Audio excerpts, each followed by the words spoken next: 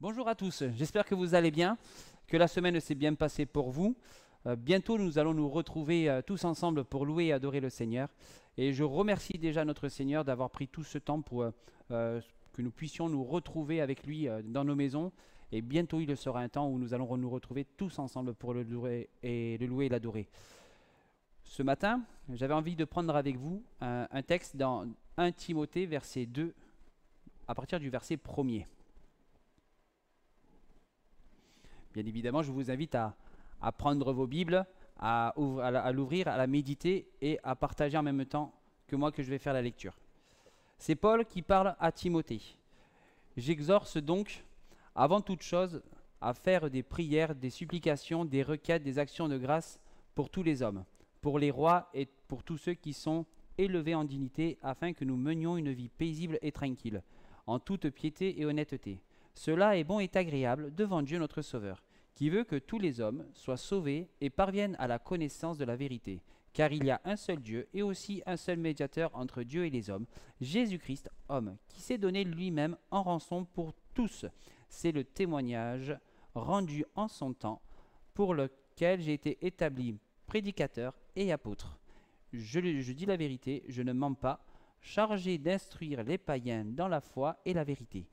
Je veux donc que les hommes prient en tout lieu, en élevant des mains pures, sans colère ni mauvaise pensée.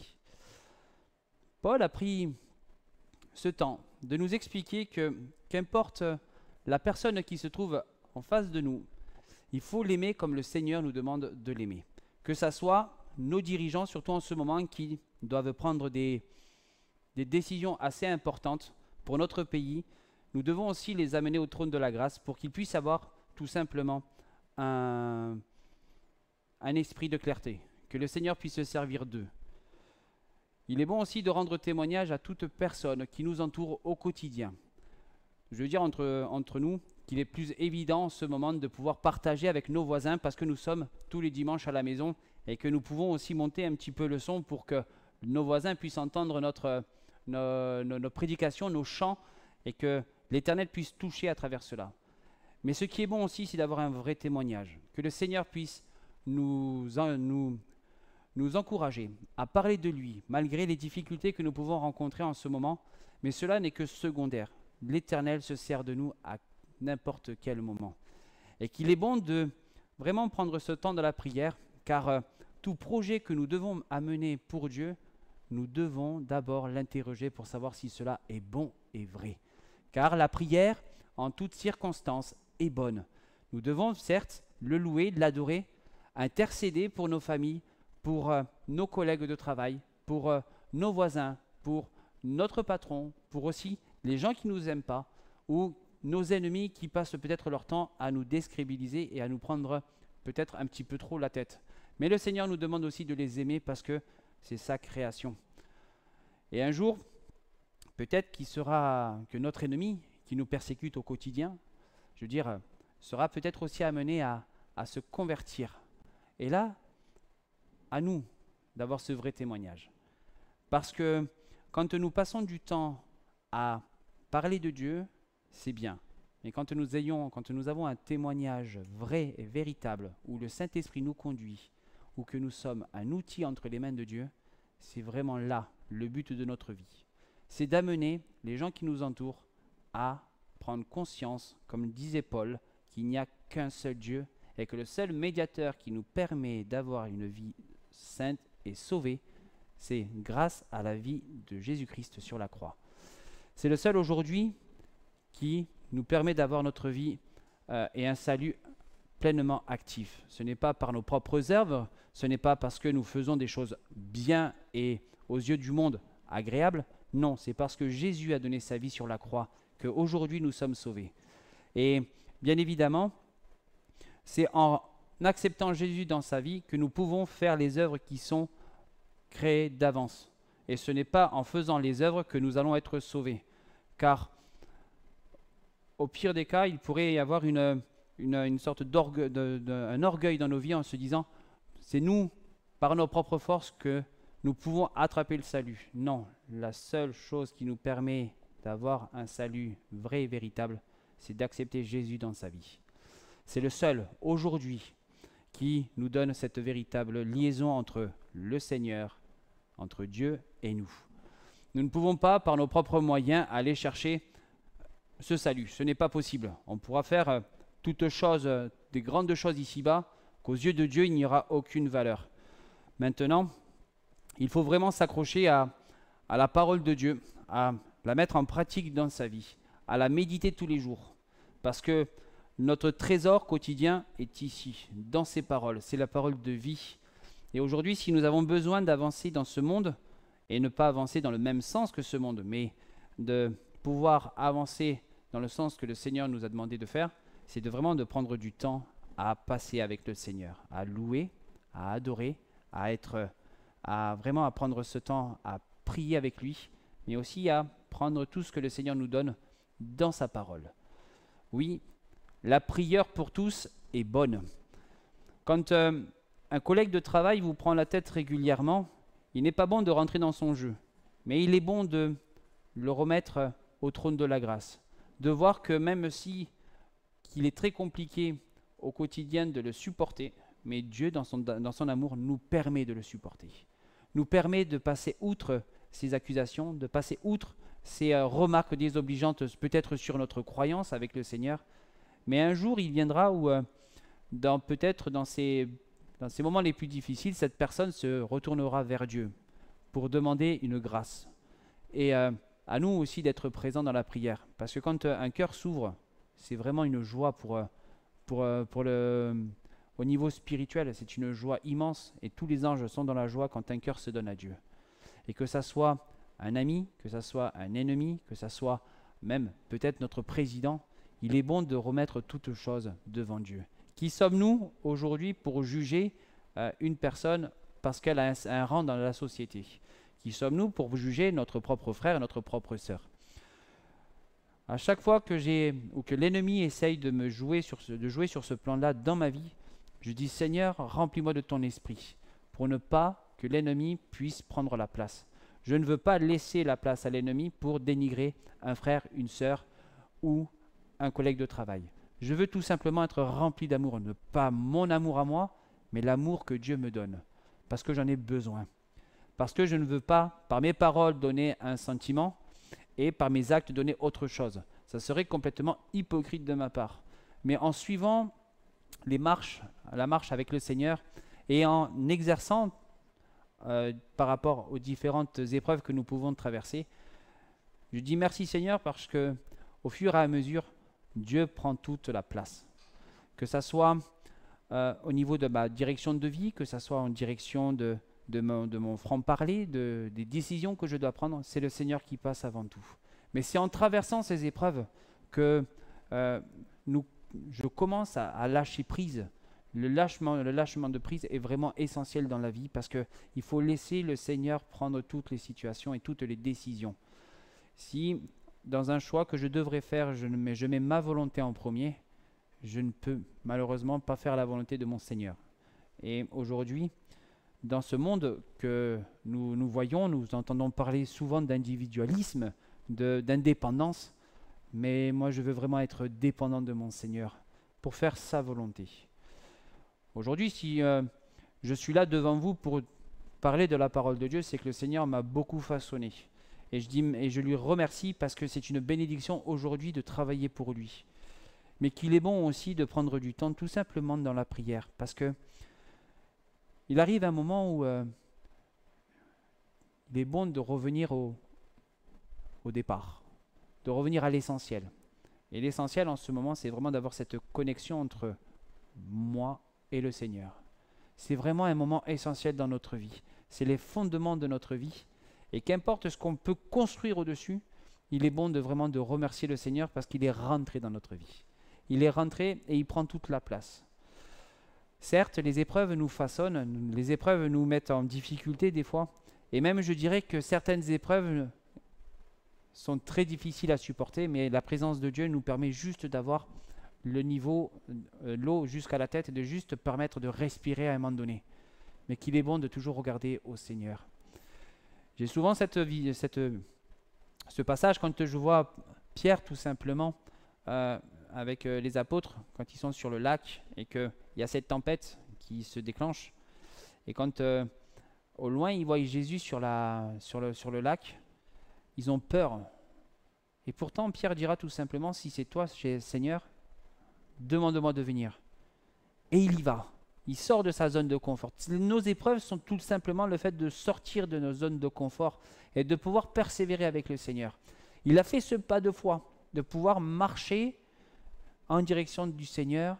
Bien évidemment, ayant les yeux fixés sur lui, il ne voyait que lui, que le Seigneur, jusqu'au moment où il a pris conscience qu'il était en train de marcher sur l'eau et que son regard s'est détourné au niveau non pas de Jésus, mais sur l'épreuve qu'il était en train de passer. Et c'est là où il a été submergé. Mais dans son grand amour, le Seigneur Jésus l'a retiré, a tendu sa main pour rattraper Pierre.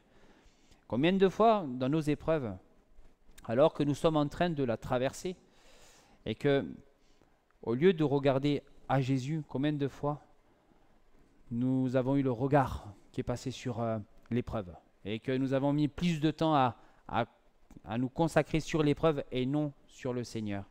Oui, il est temps de prendre du temps pour la prière, que ça soit même au plus profond de vos épreuves, des difficultés que vous ne pouvez pas comprendre, des difficultés que vous êtes en train de passer. Il est bon de laisser de côté ces épreuves et d'avoir le regard fixé sur le Seigneur, de faire monter des supplications, des requêtes, des actions de grâce, non pas pour notre vie, mais aussi pour ceux qui nous entourent. Parce que les hommes sont amenés vraiment à prendre conscience que le Seigneur, qui n'est pas dans leur vie, va être difficile à gérer. Aujourd'hui, il est bon de se dire que le Seigneur Jésus-Christ est en nous. Il ne veut pas nous mettre en difficulté. Il va se servir de cette difficulté et de ces épreuves pour nous faire grandir, mais il ne veut pas nous faire tomber. C'est vrai que il arrive parfois qu'on se pose la question, moi le premier, pourquoi passer par ce genre d'épreuve? Pourquoi regarder à ces difficultés alors que le Seigneur, quand on lit sa parole, nous veut que du bien? Ouais, mais je vous dis que des fois, quand tout va bien, le Seigneur, on le met très vite de côté. Vraiment, pour vous dire sincèrement les choses, quand tout va bien, combien de fois on se dit, on lit un peu moins la parole, ou on passe un peu moins de temps avec le Seigneur parce que tout va bien dans notre vie. Mais quand le Seigneur nous fait tomber une épreuve sous le nez, on se dit, mince, quelle est ma réaction? Est-ce que ma réaction va être de lever le poing contre le Seigneur pour dire, tu as vu tout ce que je fais pour toi? Ou de dire tout simplement, Seigneur, merci parce que tu me permets de revenir vers toi plus près et davantage d'exercer ta patience. Il n'y a pas de bon ou mauvais parcours. Mais il est bon tout simplement d'avoir le parcours avec le Seigneur. Chaque parcours, chaque vie que nous avons est un parcours différent. Chaque personne va avoir des épreuves totalement différentes. Mais tout le monde, je dis bien tout le monde, peut louer et adorer en tout temps. Tout le monde peut tout simplement s'arrêter, prendre du temps avec le Seigneur. Tout le monde peut prendre du temps à lire sa parole, à méditer ce que le Seigneur veut que nous fassions. Chaque plan pour vous, pour moi, Dieu les connaît. À nous de faire ce pas de foi vers le Seigneur, de prendre du temps, non pas pour nous dire « Seigneur, donne-moi une belle maison, donne-moi de l'argent, donne-moi quelque chose ». Non, de prendre du temps pour combattre dans le bon combat. Et c'est vrai que le Seigneur nous demande de prendre du temps pour ceux qui nous entourent. J'aime ce passage vraiment de Paul à Timothée, parce que nous savons déjà que Paul est un enseignant hors pair qui va prendre Timothée sous son aile et qui va le former. Et quand je lis tous les 2 lettres de Timothée, je dis merci Seigneur, parce que c'est une joie de pouvoir partager ce que Timothée a vécu en son temps, bien évidemment.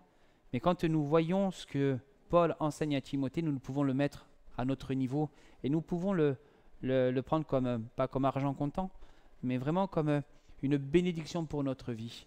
Chaque mot, chaque phrase qu'il y a dans ces deux lettres, qui sont dans ces deux lettres, est une bénédiction pour nous. Parce que ça ne regarde pas nous, mais ça nous encourage à prier, que ce soit sur ce passage de 1 Timothée 2, versets 1 à 8, à prier pour les autres. Vous connaissez tous dans votre entourage des frères et des sœurs, des membres de votre famille, des amis à vous qui sont dans la difficulté. Et je sais que vous priez pour eux, et je sais que vous les amenez au trône de la grâce, mais il faut être persévérant. Notre temps n'est pas le temps de Dieu, mais qu'il est bon de pouvoir continuer à prier pour eux. Parce que des gens ont prié pour nous, et aujourd'hui, si nous sommes sauvés, c'est que beaucoup de personnes ont prié notre Seigneur pour que nous puissions avoir cette rencontre avec Dieu. Aujourd'hui, si nous sommes dans la joie de pouvoir partager cette conviction que notre Seigneur Jésus a donné sa vie pour nous et qu'il n'y a qu'un seul Dieu, c'est qu'il y a eu des frères et des sœurs qui ont prié pour chacun d'entre nous. Et aujourd'hui, je remercie le Seigneur parce que des éléments ont été mis sur ma route pour que je ne puisse pas aller trop loin. Des frères et sœurs m'ont gardé dans la prière pour que nous puissions un jour vraiment partager ces moments de grâce avec le Seigneur. Et aujourd'hui, je vous invite vraiment à continuer à œuvrer pour le Seigneur. Et que la bonne parole de l'Évangile puisse continuer à persévérer dans nos villes, nos villages, nos foyers. Et vraiment, ne vous lassez pas de prier pour les âmes qui se perdent.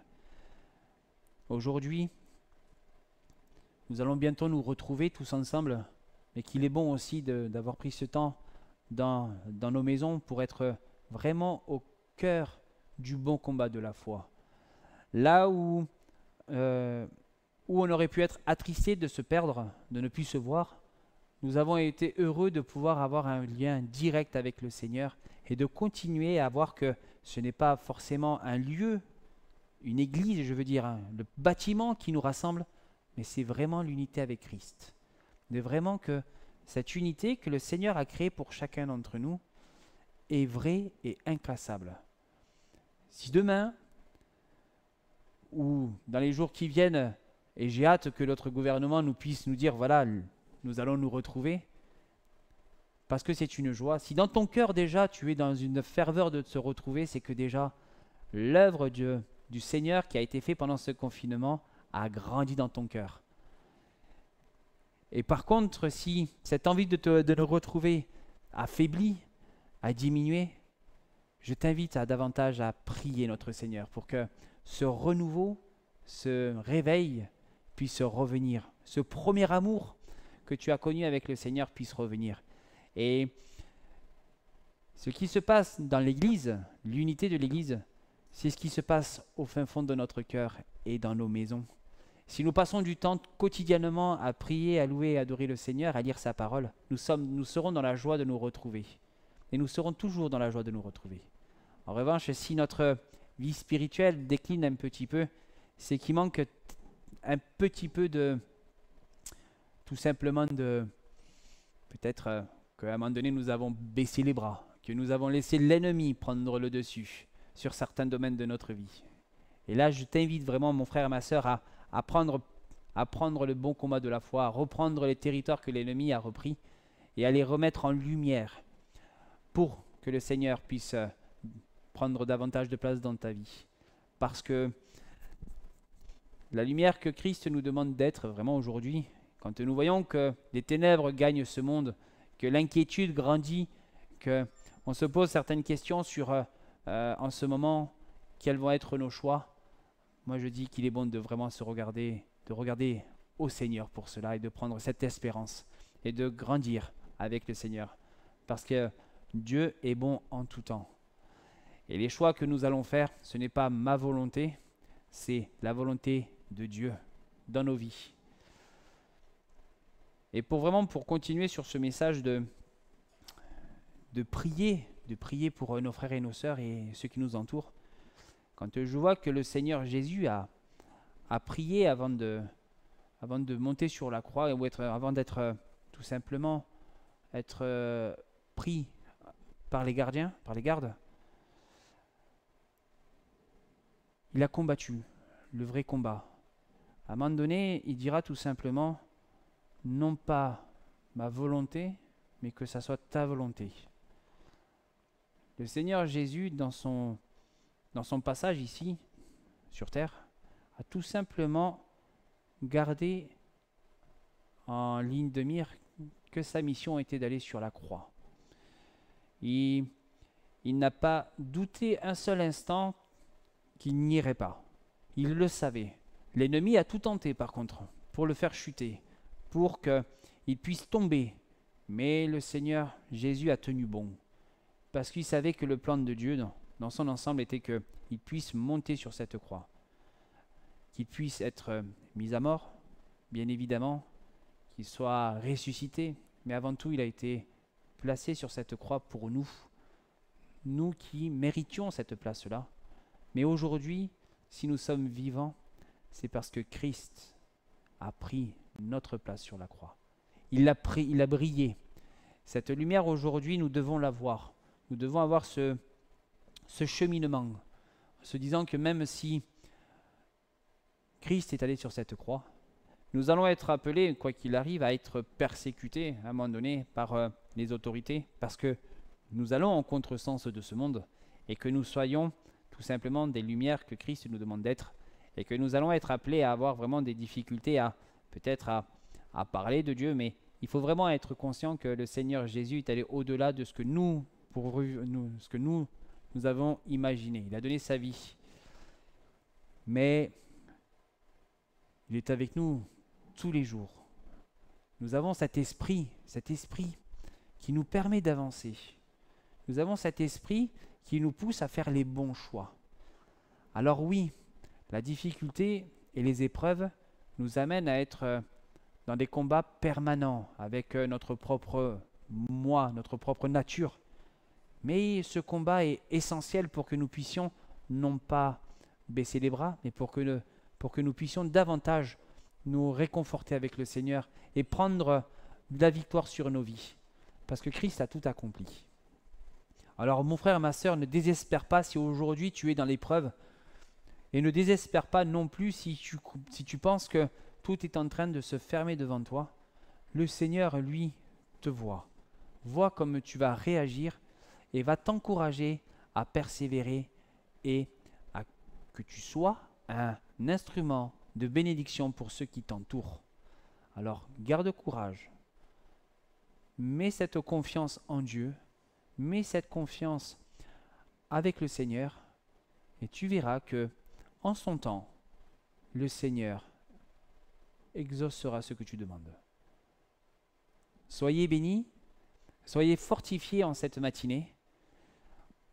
Merci Seigneur parce que c'est une grâce vraiment de te connaître, de te mettre en avant dans nos vies tous les jours. Et ne vous laissez surtout pas vous accabler par l'ennemi. C'est son rôle. Il est là pour récupérer ce qu'il a perdu, les âmes forcément, parce que si nous sommes passés de la mort à la vie, c'est qu'avant nous faisions partie de ce monde. Et son but, à lui, c'est de nous rattraper. Mais qu'il est bon d'être dans la lumière et même d'être dans la lumière de Christ.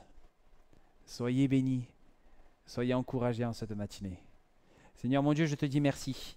Merci parce que c'est encore toi qui permets, Seigneur mon Dieu, de partager ces moments, Seigneur mon roi. C'est toi encore qui nous remplis de ta grâce, Seigneur mon Dieu, et que nous voulons te remercier, Seigneur mon Dieu, ce matin pour les bienfaits que tu fais dans nos vies, Seigneur mon Dieu.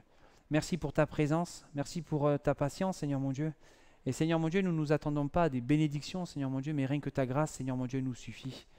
Et je te dis merci, Seigneur, de nous utiliser à ta manière, Seigneur, que tu puisses nous remplir de ton esprit, Seigneur mon Dieu, et que nous soyons des témoins tous les jours, à chaque instant, et que tu puisses nous travailler, nous façonner à ton image, Seigneur mon Dieu, et à continuer l'œuvre en nous, Seigneur mon roi. Sois glorifié, sois élevé, sois béni. Amen.